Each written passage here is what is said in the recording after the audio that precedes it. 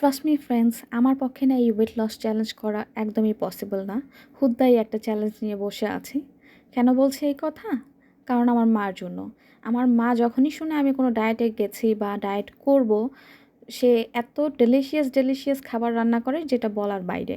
তো সকালে ব্রেকফাস্টে খেয়েছিলাম হচ্ছে রুটি আর সবজি। আর তারপরে দুপুরের খাবারে তো দেখলাই আলু ভর্তা, ডিম পোচ, যেটা কিনা আমার সবথেকে মোস্ট ফেভারিট একটা খাবার। দাঁড়াও শেষ হয় নাই, এরপরেও আছে। এরপরে হচ্ছে গিয়ে ডাল টমেটো দিয়ে, ভুনা ডাল। তো এটা দিয়েও খেলাম। এরপরে ছিল হচ্ছে গিয়ে টমেটোর টক। তো এখন আমি পুরোই কনফিউজড হয়ে গেছিলাম যে আমি কোনটা খাবো, ডাল খাবো নাকি টক খাবো। সো অল্প অল্প করে দুইটাই খেলাম, টকটা একটু বেশি খেয়েছি কারণ এটা আমার অনেক পছন্দের একটা খাবার, যেটা শীতের দিনে না খেলে আমার কাছে ভালোই লাগে না, আমি তো অনেকবার খাই।